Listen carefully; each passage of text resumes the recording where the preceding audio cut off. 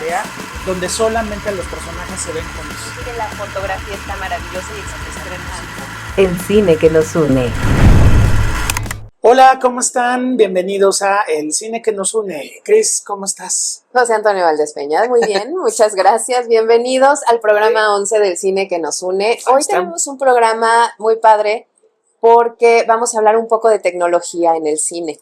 Claro. Y tenemos también nuestros estrenos, por Claro supuesto. que sí. El cine, ustedes saben que, pues bueno, desde que nació, pues nació como una innovación tecnológica. Fue una de las últimas innovaciones tecnológicas del siglo XIX, tratando de capturar algo que el ser humano había tratado de capturar siempre, que era la imagen en movimiento, ¿no? Entonces, durante los primeros años del cine, es muy importante hacer notar que participaron muchísimos científicos, muchísimos camarógrafos que empezaron a usar desde el daguerrotipo y pasaron a la cámara y luego dijeron, pues vamos a mover la imagen.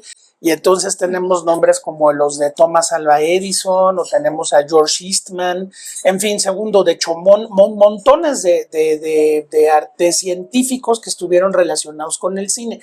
Luego viene ya la industria, viene el cine como arte, y entonces ya como que esa parte pasa a un injusto segundo plano, porque, por ejemplo, hay que mencionar a un señor que se llama Gareth Edwards, por ejemplo.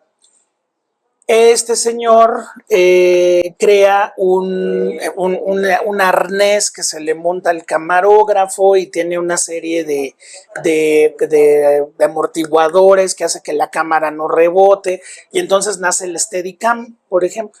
Y otro señor se le ocurre el sonido Dolby, y otro señor se le ocurre la pantalla panorámica, y entonces esas aportaciones tecnológicas hace mucho ya no lo hacen, desgraciadamente, pero bueno, no lo transmiten, sí lo sigue haciendo la academia en Hollywood, Chris, que premian estos logros científicos. O sea, el señor que inventó el micrófono, el señor que inventó una luz como la que nos ilumina aquí, el señor que inventó el Osmos, donde está montado, donde está grabando Chris este programa. Entonces, la ciencia y la tecnología nunca han dejado al cine, y ahora viene la realidad virtual y ahora vienen muchas cosas que van a seguir influyendo, Chris. Y que sería importante retomarlas en algún momento, porque precisamente, como dices, influye totalmente en cómo cuentas una historia. Así es. Y en si es exitosa esa historia o no, porque también nosotros hemos cambiado como consumidores. Sí. Y hay historias que, pues, si lo notan ahora, todo es como más apresurado, más rápido, más rápido, más rápido. Y si ven películas viejas, digamos, pueden parecer hasta lentas en ocasiones, ¿no? Algunas sí, pero bueno, finalmente, como bien dice George Lucas, dice, la tecnología ahí está, pero no dejes que la tecnología cuente la historia.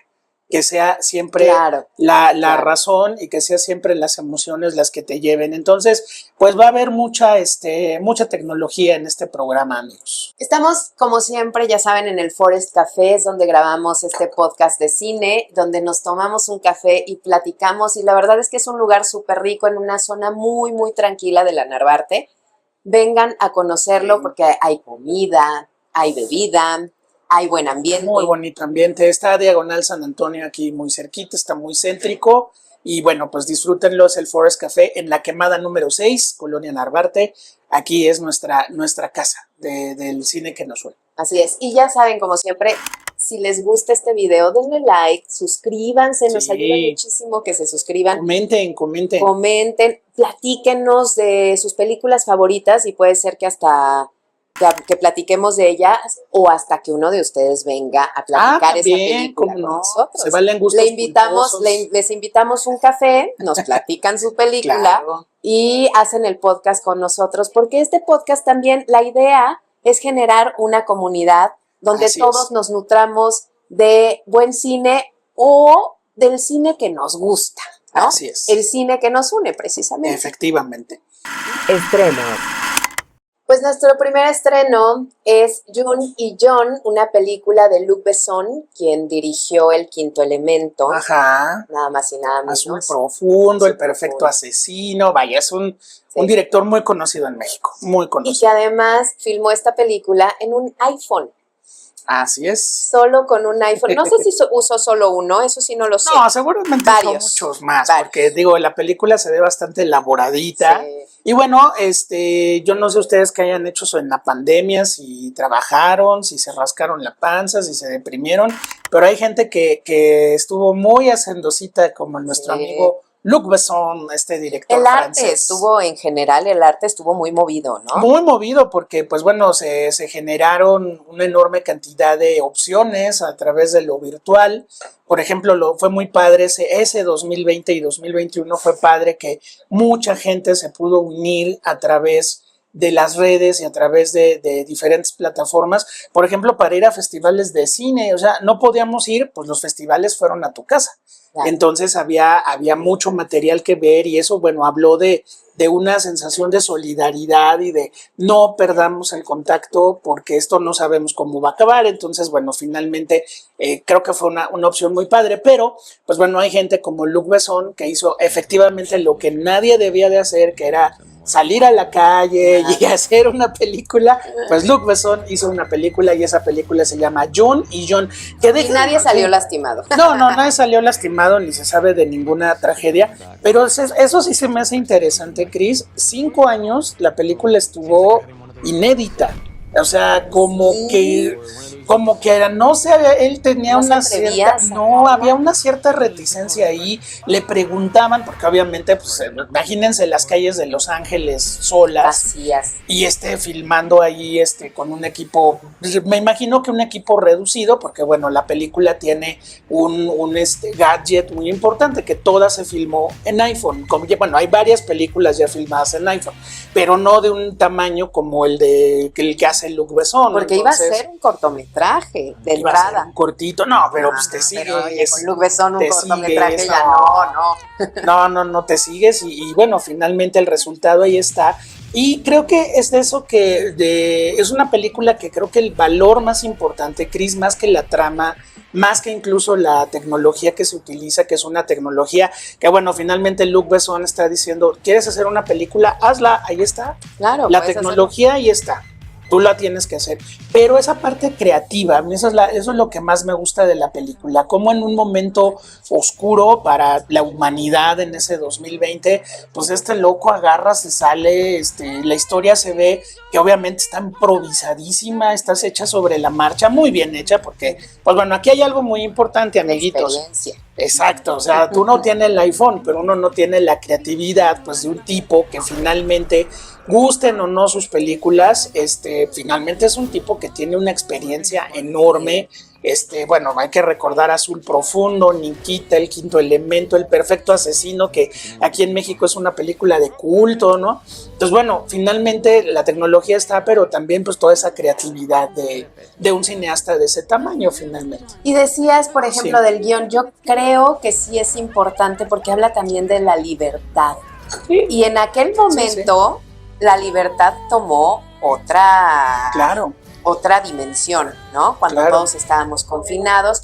El mismo Luc Besson habla de que se sentía muy libre al no tener tanta cámara y tantas cosas para grabar, o sea que era todo como muy reducido, el equipo muy reducido, y decía, me sentí como ese joven de 16 años jugando a hacer cine, ¿no? Otra vez es esa libertad y que se muestra en el guión de la película, en la trama de la película, ¿no? Sí, de hasta donde si conoces a alguien en 3 segundos puedes cambiar tu vida y darle un giro total, ¿no? Sí, la película es la historia de un tipo gris, sin emociones, que sigue las reglas, que va del trabajo a su casa, que no tiene ningún interés. Y de pronto, pues conoce a la tal June, que es una chica que es todo lo contrario, que es la que rompe reglas, la que le vale todo, la que obviamente un tanto sociópata. Entonces, bueno, el otro personaje se encandila, los dos se enamoran y bueno, pues de ahí viene toda una fuga que, pues bueno, hemos visto a lo mejor en otras películas planteado, esta especie de amantes malditos que empiezan como si fuera un juego de pinball, ¿no? Empiezan a pegar así por todos lados, pero hay mucho sentido del humor. Como siempre en Luc Besson, la parte visual es muy importante. Cuando empezó en los 80, le dijeron a su generación los cineastas del look, ¿no? A Jean-Jacques Benet con Betty Blue, a Leo Carax, que pues sí lo hemos seguido y tiene grandes películas, pero ellos tres hicieron películas que los críticos de cine a los que no les gustaban, les decían, son cineastas de look, ¿no? O sea, que qué bonita se ve la película, qué bonita luce, y las luces y los personajes todos así como si fueran de un grupo glam, así, ese tipo de cosas. Pero bueno, finalmente hay una evolución, digo, Leo Carax sigue haciendo cosas increíbles y ya no es cineasta de look, y creo que Luc Besson tampoco, creo que finalmente es un cineasta que ha probado tantos terrenos, Chris, o sea, revolucionó la fotografía submarina en azul profundo. Se puso a hacer una de los primeros que hicieron escenografías virtuales completas en el Quinto Elemento. Tiene una cosa que se llama Arthur y los Minimoys, que es de animación.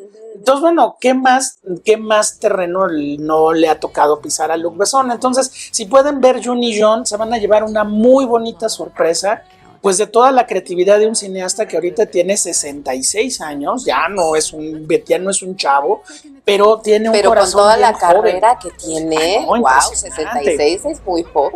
66 años, muchos éxitos, muchas películas. No le encantó su etapa hollywoodense, medio se hizo a un lado porque pues el cine europeo tiene muchas más libertades y tiene mucha más, en muchos sentidos, creatividad, ¿no? Entonces, bueno, finalmente ha pasado por todos los escenarios posibles y ahora nos deja esta película. Estrenos. Bueno, tenemos otro estreno, un estreno del director Wes Anderson, que lo conocen por películas como El Gran Hotel Budapest. El viaje a Darjeeling, Isla de Perros, El Fantástico Señor Zorro. A ver, en México es uno de los cineastas más exitosos que existen, Wes Anderson. Y chistosísimo, como siempre. Sí. Y esta se llama El Esquema Fenicio. Él la hizo, el personaje de Benicio del Toro, que es el protagonista, lo hizo pensando en su suegro. Okay. Es un comerciante con prácticas dudosas, un empresario muy serio, ¿no? Sí. Y una de sus hijas con las que está muy separado es monja. Es monja. Entonces, imagínense los polos opuestos y además pues Wes Anderson narrando esta historia con esa excentricidad de los colores, de los encuadres, ajá, sí. y chistosísimo, una comedia negra chistosa. ¿No? Me preocupa que esté inspirada en su suegro porque al personaje lo intentan matar en toda la película. Bueno. No, pero lo decía que estaba inspirado en el suegro porque él, no sé. ¿Quién sabe cómo se lleve? Esperemos que no, ya el suegro ya murió. Pero dice que era un hombre muy sabio, muy inteligente, pero terrorífico. Sí, aquí el personaje de Benicio del Toro es una especie de Elon Musk, ¿no? De este tipo de personajes que tienen mucho poder, muchísimo poder. El esquema fenicio del que habla la película es un esquema, pues bueno, el que usaban este grupo social de la antigüedad, donde el esquema fenicio es yo gano, pero todo está basado en un sistema de esclavos, ¿no? Entonces, por eso es el esquema fenicio, siempre todo el dinero se piramidal, va ¿no? para arriba, exactamente, todo se va para arriba. Entonces, este personaje obviamente es muy odiado, lo intentan matar durante toda la película, y entonces por ese temor a que un día él, finalmente uno de estos atentados sea efectivo y pierda todo su legado, pues tiene que buscar a quién dejárselo, y entonces es un tipo que ha dejado hijos regados por todo el mundo, y entonces, bueno, pues resulta que va consultando con varios, todos lo mandan al diablo, hasta que una, que es esta hija que es monja, pues sobre todo logra entablar contacto con ella, porque finalmente su religiosidad le permite la paz espiritual de hacer las paces con su padre, pero el padre lo que quiere es dejarle todo el imperio. Entonces, la película, si bien es una comedia negra sobre el capitalismo voraz, sobre este tipo de empresarios verdaderamente amorales, totalmente. Amorales, sí. Y bueno, todo es un viaje por el mundo, como siempre a Wes Anderson le encanta que veamos todo el mundo. Pues bueno, finalmente nos estamos centrando en el tema principal de toda su obra, Chris, que es las relaciones familiares. O sea, siempre hemos visto en sus películas o mamás que se largaron de la casa o papás papás como el señor Tenenbaum que hacía Gene Hackman, que trataba de unir a los hijos y los hijos lo rechazan. O sea, siempre el tema principal es padres e hijos en una relación tormentosa que se puede solucionar o no. Entonces, bueno, el esquema fenicio además es padre porque nos llega calientita del Festival de Cannes. Apenas tiene 3 semanas que se estrenó allá y ya tiene estreno mundial. Y bueno, van a ver a toda la fauna característica de la obra de Wes Anderson. Por ahí anda Bill Murray, Willem Dafoe, Scarlett Johansson, Tom Hanks y bueno, Bryan Cranston, otro actorazo, y bueno, pues Benicio del Toro, que es muy extraño que Benicio del Toro haga un papel así en tono de comedia y le queda muy bien, y bueno, lo van a ver todo el tiempo parchado, con parches y el brazo y todo, porque les digo que toda la película lo intentan matar, porque es una pésima persona, el personaje, ¿no? Sí. Entonces, bueno, no se la pierdan. Es un cineasta que en México, Cris, ha tenido un éxito arrollador, tiene una base de fans impresionantes. Y sí, pues se los ha ganado, ¿no? O sea, todo este mundo simétrico, con estos colores pasteles, con esta onda de repente medio retro, donde ves objetos de otras épocas metidos en una historia aparentemente moderna, y siempre esta fijación de las generaciones y sobre todo los pleitos familiares, que eso es algo que Wes Anderson es como el gran corazón de su obra, ¿no? Entonces, bueno, no se pierdan el esquema fenicio, les va a encantar, se van a reír mucho, y también es pues muy conmovedor este intento de reconstruir una relación entre un padre que no es una buena persona y una hija que pues la espiritualidad le da la oportunidad de reconstruir esa relación. Pero que además en este juego de comedia negra hasta la monja cae en cosas. Sí, no, bueno, sí, no, también. O sea, cosas chistosas de que alguien se está muriendo y le eche el agua bendita, ¿no? O sea, sí, no se la pierdan, ya está en cartelera y pues bueno, seguramente va a ser una muy exitosa película más de Wes Anderson aquí en nuestro país. Sí. Estreno. Bueno, pues tenemos un tercer y último estreno en este programa que se llama Las hostilidades, del director Sebastián Molina. Es uno de esos proyectos que surgen dentro de una escuela de cine, aunque el CCC no es el productor de ninguna forma, pero bueno, los alumnos de las escuelas de cine en un semestre en particular, Cris, tienen que hacer documental, sí o sí. Entonces, bueno, los ves rompiéndose la cabeza de qué van a contar, qué van a hacer, y como siempre, lo mejor es hablar de ti y lo mejor es hablar de lo que tú conoces. Lo que comentabas la semana pasada, ajá, de las óperas primas están llenas de tus experiencias, ¿no? Exactamente. Entonces, bueno, Sebastián Molina, su papá es de un pueblo en el municipio de Zumpango, en Estado de México, que se llama Santa Lucía. Sí, efectivamente, donde estaba la antigua base aérea militar, donde ahora está el nuevo aeropuerto. Entonces, bueno, en aquel momento el aeropuerto apenas estaba pensando construir cuando él pensó este proyecto, y finalmente, bueno, la familia de su papá ha sido durante generaciones habitante de esta región. Pues agarró su cámara, agarró su pequeño equipo de rodaje y se lanzó a empezar a filmar. Entonces, bueno, lo que uno va a ver en Las hostilidades, que es como se llama la película, pues es los testimonios de sus primos, sus tíos, que han vivido ahí durante todo este tiempo, y que, bueno, van contando algo muy interesante acerca de un lugar único, porque resulta que en ese momento, Cris, Santa Lucía ni era ciudad, ni es pueblo, estás en un justo medio, ¿no? Entonces todavía hay cuestiones rurales y al mismo tiempo hay una urbanización que cada vez se vuelve mayor. Venía la construcción del aeropuerto y entonces pues eso obviamente fue planteando diferentes situaciones, desplazamientos, cambios de vida, cambios de ritmo. Entonces, bueno, lo que hace la película, y desde luego fue un proceso de varios años de filmación, pues es ir contando esos testimonios e ir descubriendo un lugar donde, por ejemplo, los habitantes, los niños, por ejemplo, los niños que fueron niños, pues se acostumbraron a ver militares todo el tiempo, porque la escuela estaba dentro de la base aérea. Entonces, pues bueno, para estas personas ver militares, ver aviones, ver eso era cuestión de todos los días. Al mismo tiempo hay gente que todavía cosecha, había gente que todavía mantenía corrales con animalitos para la venta y para el consumo. Entonces, bueno, llega un nuevo aeropuerto y de repente todo esto se transforma. Y claro, también hay otro tema que toca la película, que bueno, pues empezó a haber problemas de mucha violencia social, de robos, de secuestros, de crimen organizado, en fin. Es una película pequeñita, pero que nos habla desde el corazón de los propios habitantes de Santa Lucía, de un lugar que pues estaba en esta frontera entre la urbe y lo rural y que de repente le cambió la vida de un momento para otro. Que además este documental nos muestra el retrato de muchos lugares en México y en el mundo, que se genera violencia en esos lugares.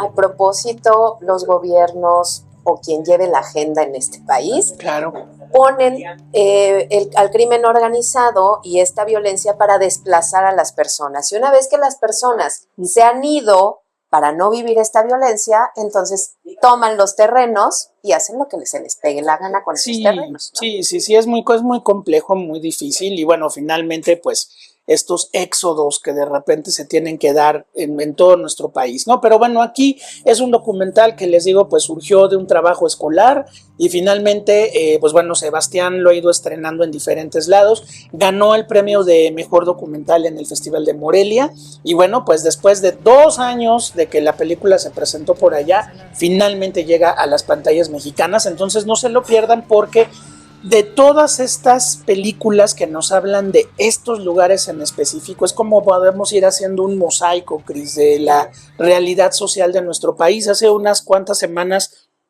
hablábamos de La Falla, el documental, donde nos íbamos a una apartada región de Jalisco, donde los niños están acostumbrados todos los días a hacer simulacros de balacera, ¿no? Y aquí en Santa Lucía vemos esto. Y entonces, bueno, finalmente ese es el mosaico valiosísimo que nosotros podemos hacer a través del cine y del cine documental mexicano, que como estamos viendo, pues nos está retratando realidades muy importantes. Sí, y bueno, y a propósito de esto de que comentamos de cómo se genera la violencia para sacar a la gente de sus tierras, no lo decimos nosotros, hay un investigador que se llama Enrique Dussel, que aquí les voy a poner los datos por si les interesa leer lo que ha escrito sobre esto y que la verdad tiene todo el sentido del mundo.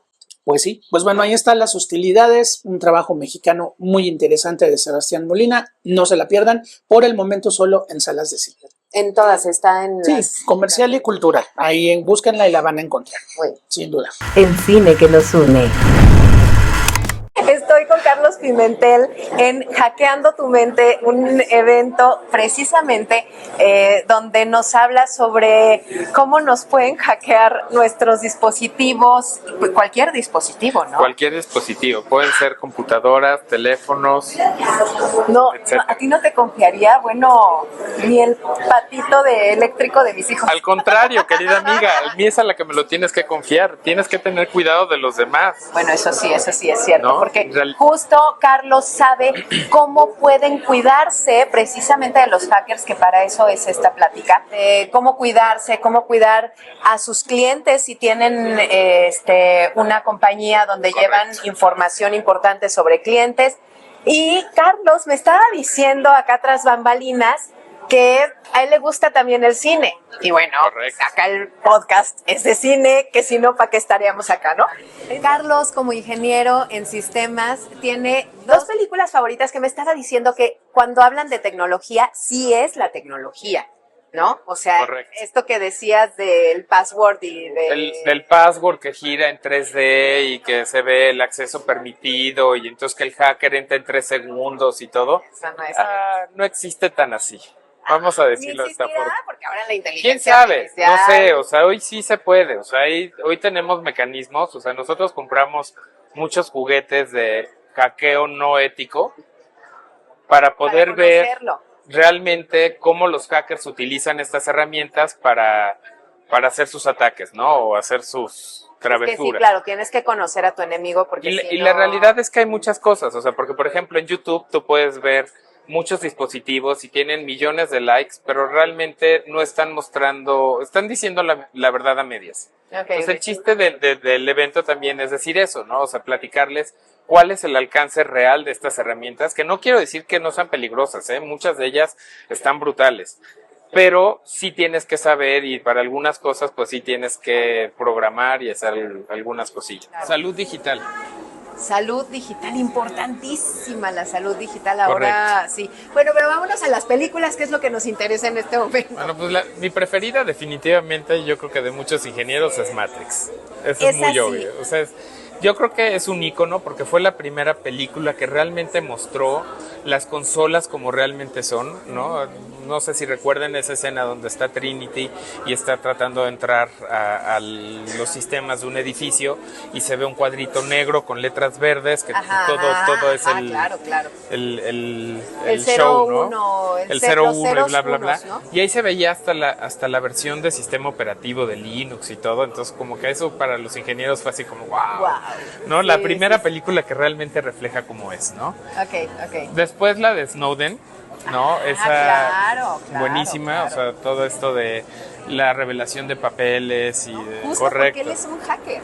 Correcto. Era un hacker, ¿no? Y tiene muchas herramientas que tienen los gobiernos para poder hacer eso, ¿no? Sí. Pero lo que está al alcance de lo que no vemos está far away. Sí, me imagino. O sea, tú tienes acceso al pedacito 1%. Inicial, ¿no? Ay, qué bien. Y el tema es eso, o sea, Elon Musk acaba de, entre las muchas cosas que dice, no voy a juzgar si buenas o malas, pero decía que la inteligencia artificial en 10 años va a estar brutal, ¿no? O sea, en resumen, claro. Para bien y para mal, ¿no? Entonces, pues bueno. El cine que nos une. Es que está cañón eso de los hackers. No, sí. No. Te hacen cada cosa que bueno. Bueno, y este fue un fragmento de nos invitaron a un evento en Earth Group, Earth Consulting Group, que Carlos Pimentel es ingeniero de sistemas, él es experto precisamente en ciberseguridad y estábamos hablando sobre los hackers y sobre cómo puedes protegerte, pues proteger todos tus dispositivos respecto a los hackers. Aquí les dejamos la información por si les interesa, pero con Carlos precisamente de lo que hablamos es de estas películas que te muestran no esta tecnología fantástica. Él decía esto de en 3D y que aquí le aprietas y te no, hasta ahorita no sabemos si después, pero hasta ahorita no. Pero sus películas favoritas de las que nos habló sí cuentan con la tecnología real, aunque sea ficción la película, hablan de tecnología real que sí se ha usado y que sí se está usando. Y una de ellas es Matrix, que no podíamos dejar de hablar de ellas. Y me decía Carlos que es una de las películas favoritas de los ingenieros, precisamente porque hablan de tecnología real y la tratan pues de una forma maravillosa. Sí, obviamente hay un cierto tono de ciencia ficción, nada más que aquí hay que como que matizar las cosas. O sea, la ciencia ficción es cuando partes de un fundamento científico, posible o no, y de ahí armas una ficción. O sea, de un mosquito prehistórico sacas una gota de sangre y creas un dinosaurio, igual y sí, igual y no, claro. Pero tomas la ficción y haces Jurassic Park, ¿no? Claro. Pero también hay algo que se llama ficción científica o ficción tecnológica, que es tomar elementos que existen, que son factibles de utilizar, no sé, una máquina, un programa, alguna aplicación, y de ahí armas una ficción que, bueno, pues tiene todas las características de la ficción. Entonces, bueno, la figura del hacker, la figura del tipo que tiene la habilidad, puede ser por una cuestión propia o puede ser un empleado de alguna empresa siniestra, pues para meterse en el internet y pues bueno, meterse a documentos, meterse a cosas muy importantes.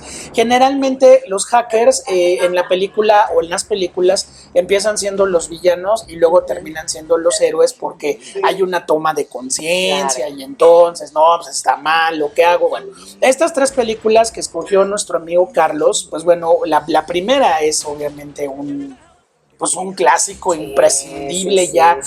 Dejen de Pero ustedes. hasta para el asunto espiritual, No, también. claro, no, The Matrix, que aquí en México no supieron cómo traducirla, y yo me acuerdo de la cartelera de Cinépolis que decía La Matriz, no sé, pues sí es la Pues matriz, sí, es la matriz. pero como que pues no, imagínate que vas con una date y la llevas a ver La Matriz, No, pues como no, que no está padre, ¿no? así de esto, ¿de qué significa?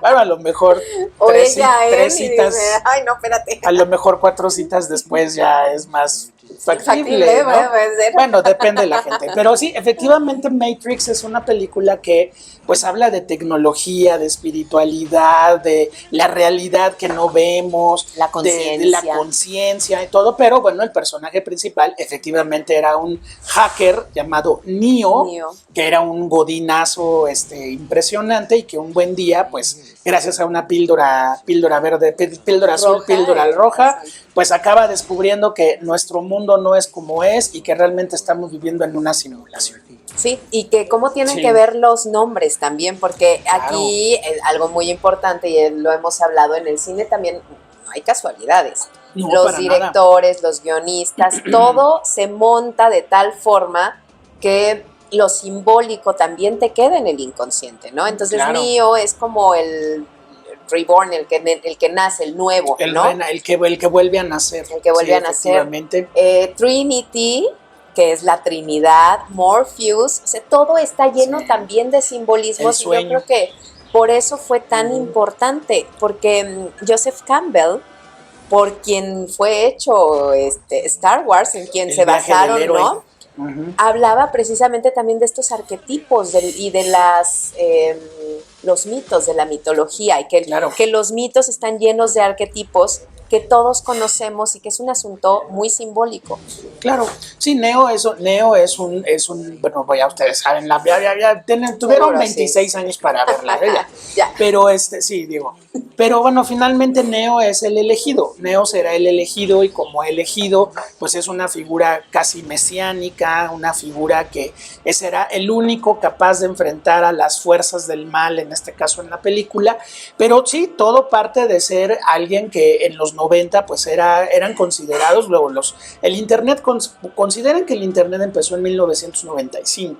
Entonces, bueno, para el 99 un ingeniero en programación era absolutamente imprescindible, y bueno, las empresas se giraron hacia lo digital y empezó todo esto de la ciberseguridad, que es a lo que se dedica nuestro amigo Carlos. Que fue cuando nuestras clases de computación sirvieron para nada. Sí, no, para nada. Todo se transformó. Claro, entonces, bueno, vino el internet, pero también vienen estas ideas de conspiración, de qué tal si nos están controlando. Y bueno, ustedes lo ven, ustedes piensan en un sartén andando en la calle, y en el momento en el que abren sus redes sociales les empiezan a salir montones de anuncios de sartenes. Eso es algo que uno ya no se quiere explicar, porque si no le daría a uno mucho miedo. Claro. ¿Qué es lo que está percibiendo estos sistemas? Que nuestra siguiente película lo explica un poco, ¿no? Pero exactamente, bueno, ¿qué es lo que está percibiendo estos sistemas? Que finalmente hay montones de ofertas de sartenes en lo que uno venía pensando hace 5 minutos, ¿no?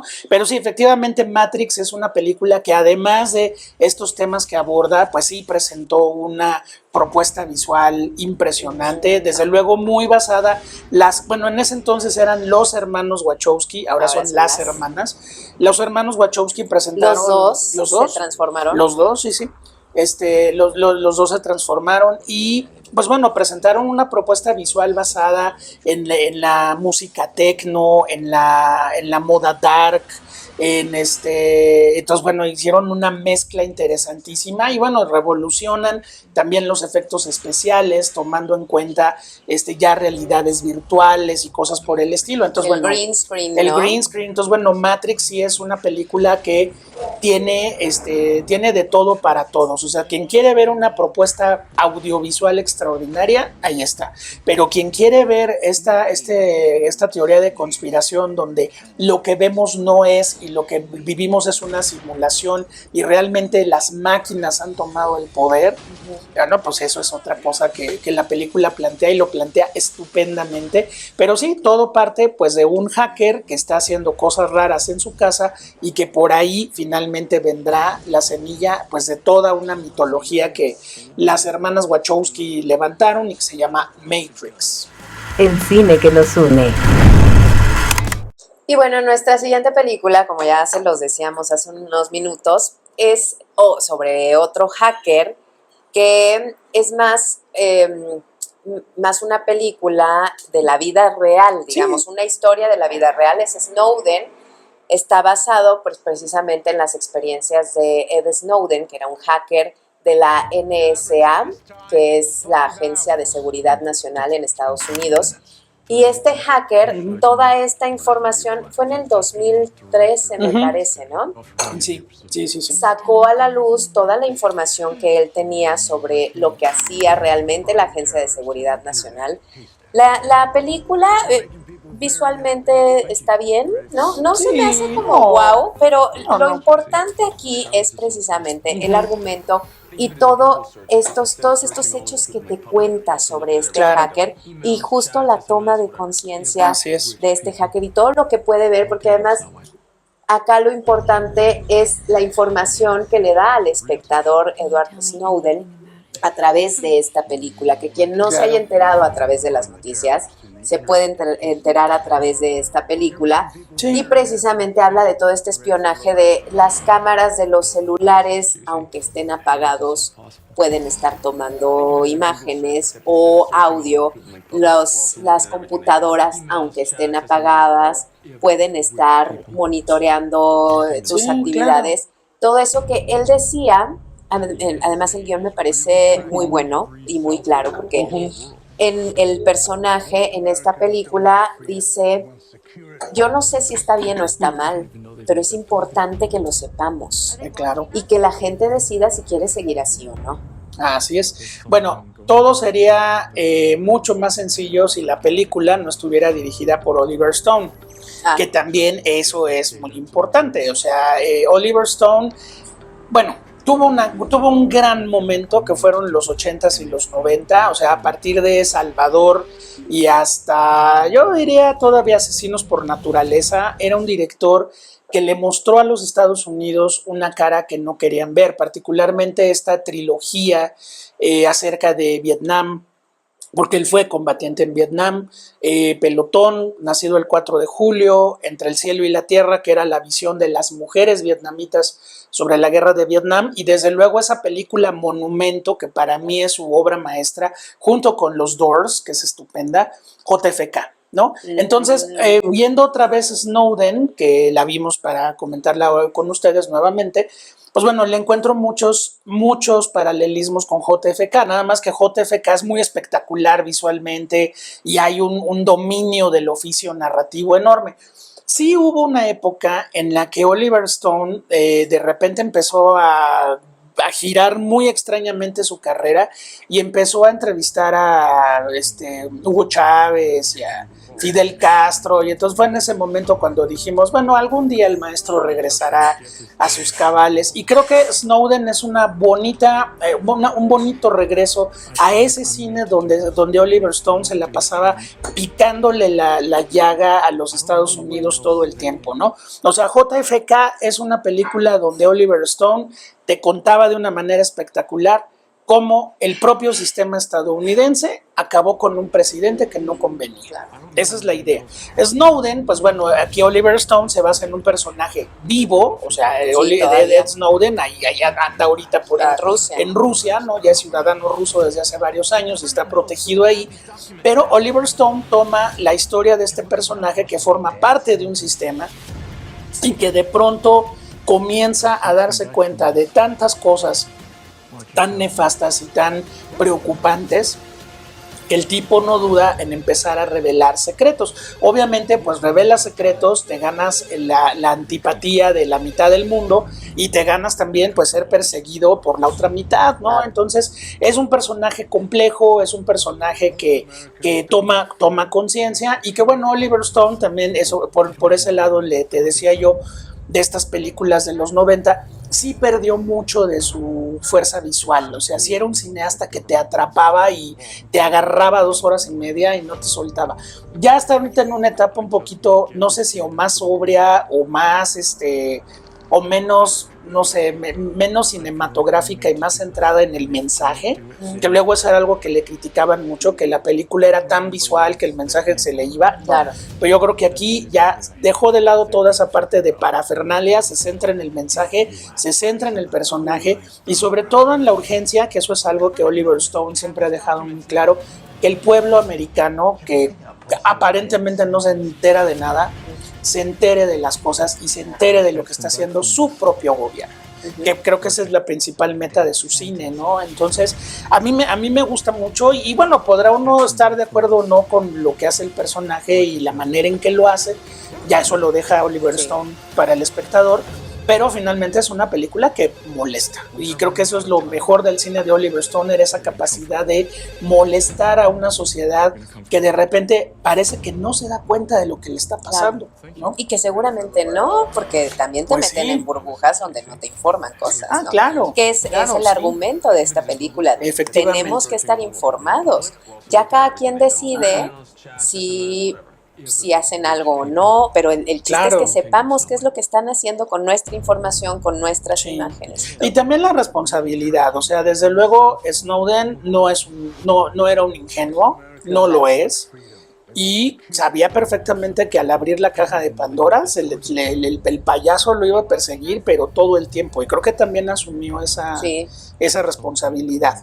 Entonces también Oliver Stone no cae en el error, que eso me gusta, Chris, de ponerlo como un héroe. Tampoco es un héroe. No. Es alguien que toma una decisión que lo pone del otro lado de la carretera. Y entonces sí se le arma terrible, ¿no? Al personaje. Y bueno, pues hasta la fecha sigue. Es un refugiado. Sí, es un refugiado y seguirá siéndolo hasta el final de sus días. Siempre y cuando también Vladimir Putin que no haga ningún trato con Trump. No se ponga por ahí porque también eso, ¿no? O sea, es un mensaje muy, muy fuerte, Cris. O sea, revelar una verdad que la gente deba saber te convierte en un fugitivo por el resto de tu vida. Te convierte en alguien que no va a tener no va a tener paz en ningún momento de su vida. Y algo que decía en esta película, que yo no sé si lo dijo realmente Snowden, pero en la película aparece, que decía, también me pongo a pensar ¿y qué tal que no pasa nada? Claro. Qué duro. Claro. Me pongo en riesgo y si no pasa nada, y parecería que no pasa nada.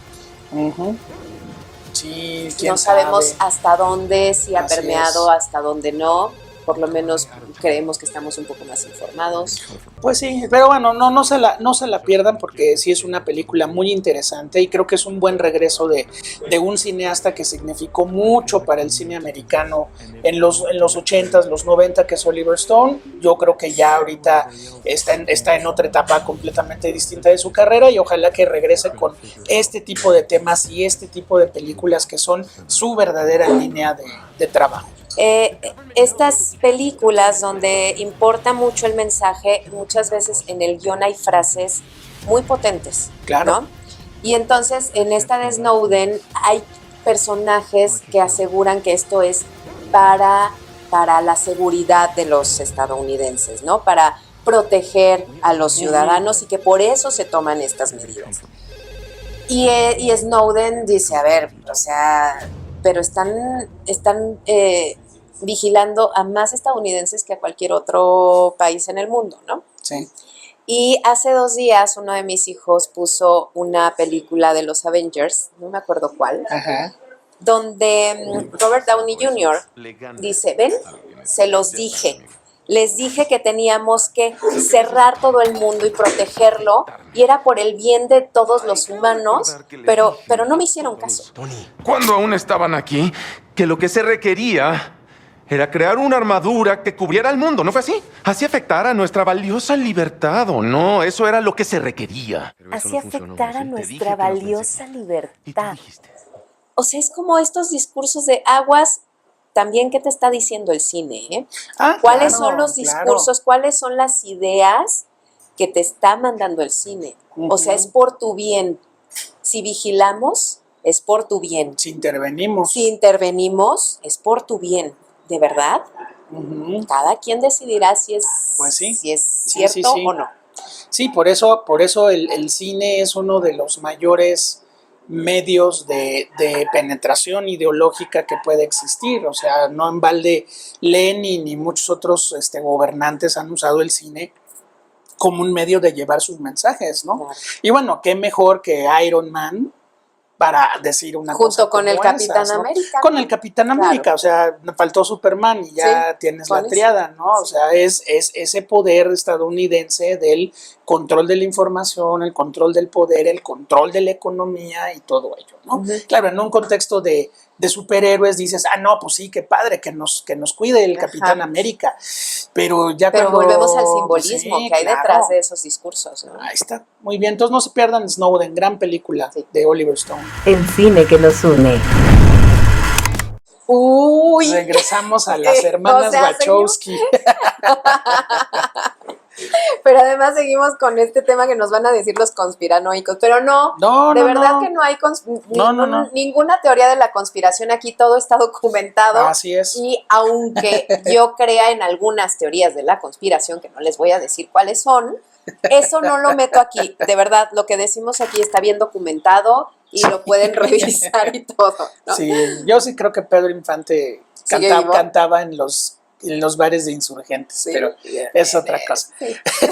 Bueno, vamos a regresar al universo de las hermanas Wachowski y pues tenemos una película, algo muy interesante, Cris, ahorita que estás diciendo eso, tanto Matrix como V de Venganza, que es nuestra película con la que terminamos hoy nuestro episodio, son adaptaciones de novelas gráficas. Sí, sí es cierto. Son novelas, son cómics, o sea, esto no empezó en el cine.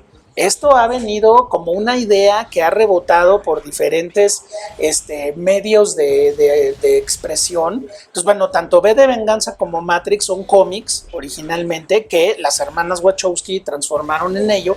Pero bueno, en V de Venganza hay otro tipo de conspiración que no tiene tanto que ver con la tecnología, sino con la presencia de un elemento transgresor que de hecho él es su carita en redes sociales, Anonymous. Anonymous, sí. ¿No? Sí. De ahí surgió Anonymous, precisamente. Sí, se llamaba Guy Fawkes. Exactamente. Guy Fawkes, un personaje del siglo XVII. Así es. Que era súper católico y que hizo explotar el Parlamento británico. En aquel momento, que tenía otro nombre, ¿no? Sí.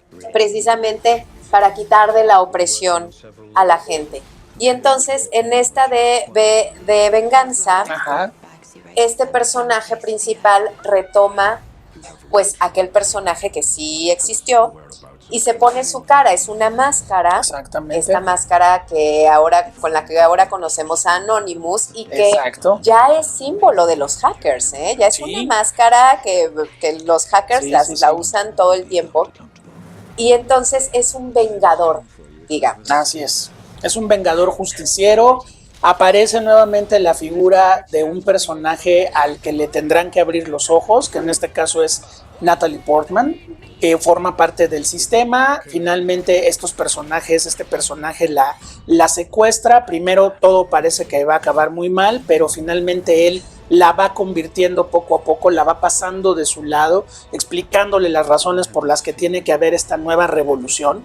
Y bueno, yo siento que también fue una película, Cris, profética. O sea, con el paso de los años, la película fue en 2006, yo la fui a ver con el ánimo de ver una adaptación de una novela gráfica que además era de los hermanos Wachowski, entonces iba a tener nexos con Matrix, al menos visualmente, que sí lo tiene, no tan tecnologizado, porque esta es una historia mucho más realista en muchos sentidos que Matrix, pero finalmente sí había todo ese interés. Bueno, casi 20 años después hemos visto toda una revolución a través de pues estos movimientos sociales que finalmente han ido cambiando la geopolítica del mundo. Que no sabemos qué tanto fue profética o qué tanto pudo haber influido, ¿no? Puede ser. Porque también el cine influye. No, desde luego que sí, o sea, el poder y la fuerza de las imágenes y por ejemplo... Y del guión también, lo que dice, hay algo muy importante que que dice, una idea permanece, a un hombre lo pueden detener, lo pueden matar, le pueden hacer y deshacer, pero la idea permanece, ¿no? Ahí está, entonces si te llevas una idea y le jalas el hilo, pues puedes lograr algo muy importante. Yo, por ejemplo, le di una revisada el fin de semana y pensé mucho en todo esto de cambio tan brutal que sufrió el norte de África con las primaveras, ¿no? Sí. La primavera árabe en Túnez, en Egipto, en Libia, en no sé qué, y de repente tumbas sistemas que llevaban décadas, que parecían irrompibles, y de pronto todo se junta y te vuelas todo el norte de África, ¿no? Digo, para bien o para mal, ya hablamos de la película de Mis 4 hijas, donde se ve que Túnez tomó pésimas decisiones y las están pagando ahorita, ¿no? Pero finalmente hubo un cambio, finalmente hubo una revolución. Entonces, yo me puse a pensar en eso, me puse a pensar en otros movimientos que ha habido en el mundo, donde de pronto regímenes caen, se levantan otros, y pues bueno, desde luego también está esto que Edward Snowden hizo en plano personal, y que ahora vemos a pues Anonymous y miles de hackers que de repente están en redes sociales lanzando información por todos lados, ¿no? Entonces, pues fue profética, fue inspiradora, nunca lo acabaremos de saber, ¿no? Pero la película es estupenda y sí te deja al final como con una sensación de, ¿no? Sí, o sea, sí. Eso se logra, finalmente esas emociones y esa sensación de, si ojalá pudiéramos cambiar así las cosas, ¿cómo sería, no? Claro, implica violencia, implica desde luego muchas cosas que bueno, al ser una historia que finalmente es fantástica, pues ya no la vemos, ya no vemos las repercusiones, pero si todo fuera así, pues imagínate, ¿no? No, bueno, sí. Sí, y de hecho lo comenta el personaje de Natalie Portman, ¿no? Sí. O sea, ella es como la mesurada. Y Sí. le dice, ¿y vas a seguir matando gente? Y él dice, pues sí, ¿no? O sea, eso es lo que se tiene que hacer. Entonces, ahí es donde dices, sí quiero un cambio, bueno, como espectador, por supuesto, Sí, claro, ¿no? claro. Dices, me encantaría un cambio para mi país, me encantaría que las cosas estén mejor, pero hasta, o sea, yo no podría llegar a esos, yo, Cristina, no. No, pues ahí es donde entra la parte fantástica, ¿no? Claro, O sea, pues claro. aquí, si el Parlamento vuela en 1000 pedazos en la película, pues no pasa nada. Si el Parlamento vuela en la vida Sí, real, pues sí, ay, preocúpense sí. mucho, ¿no? También hay un esquema aquí importante que forma parte de la propia cultura e idiosincrasia inglesa, que es la anarquía, ¿no? O sea, en un momento, por ejemplo, que las cosas en Inglaterra se pusieron muy, muy fuertes y muy estrictas con la señora Thatcher, pues surge todo el movimiento punk, que es la anarquía total. Entonces, bueno, los Wachowski, que acaban de hacer una película que tomó bases del punk, como es Matrix, pues en vez de venganza están tomando algo que es importantísimo. ¿Cómo se llamaba el disco de los Sex Pistols? Anarchy in the UK. Y la anarquía es pues el momento en el cual ya no hay ninguna base jurídica, ninguna base institucional para exigir justicia. Entonces te vas a la anarquía. Claro. Y la anarquía es total. Sí. El desconocimiento de toda ley y de toda figura impuesta de autoridad, ¿no? Entonces, bueno, también para los ingleses no es nada nuevo, es algo que han tenido siempre, ¿no? Sí, Ese sentido de anarquía. Y el uso de la obertura 1812 de Tchaikovsky, claro. en esos momentos, en esas escenas, bueno, es maravilloso. Sí, o sea, Tchaikovsky la compone para celebrar la derrota de Napoleón en la Rusia de la época, y bueno, aquí la ponen en el momento en el que explota el Parlamento y donde, pues desde luego la música de Tchaikovsky te vuela, ¿no? Sí. Dices, bueno, pero, pues bueno, sí, una cosa es la ficción, otra cosa es la realidad. Bueno, aquí estas 3 películas son muy interesantes porque manejan esos conceptos, pero también tenemos pues la realidad de un Snowden que por revelar cosas que no debía o que su labor no lo permitía, pues finalmente se va a volver un perseguido el resto de su vida. Y podríamos tomar estos ejemplos, ¿no? Cada quien desde su trinchera podría hacer algo también, ¿no? Sí, también puedes cambiar las cosas, puedes tratar bueno, simplemente tratar a la gente de una forma distinta, ya es un inicio de cambio importantísimo. Entonces, pues bueno, creo que son 3 películas muy interesantes donde estamos hablando de estos grandes temas. Por un lado, la informática, por otro lado, la información y el manejo de esa información, y también de cómo pues los nuevos medios, las nuevas formas pueden llamar a la acción civil, vamos a ponerlo en ese término, civil, ¿no? Y funciona, o sea, la gente se mueve, tú mueves redes sociales, la gente se mueve, la gente toma acción, la gente toma partido, pero pues también hay que cuidar hacia dónde se va eso, ¿no? Sí. Muy bien. Así es. Pues ya acabamos. Nos vamos, gracias por estar con nosotros. Oigan, suscríbanse, denle like, compartan este video. Si quieren más, escríbanos cuáles son sus películas favoritas y hablamos de ellas. Sí, cómo no. O los invitamos a platicar de sus películas. Eso estaría muy padre. ¿No? Nos echamos un cafecito. Claro que sí. Muy bien, pues acá los esperamos en el Cine que nos une. Muchas gracias, Cris. Gracias, José Antonio Valdés Peña. Gracias al Forest Café. Échense un cafecito por acá en la Narvarte. Está muy céntrico, muy cerca de Viaducto Obrero Mundial. Diagonal San Antonio. Diagonal San Antonio. Está muy bonito. Sí, sí. Y pues nos vemos en el próximo episodio, la próxima semana. Muchas gracias. Hasta la próxima. Bye. Bye. Tarea donde solamente los personajes se ven juntos. La fotografía está maravillosa y el cine El Cine que nos une.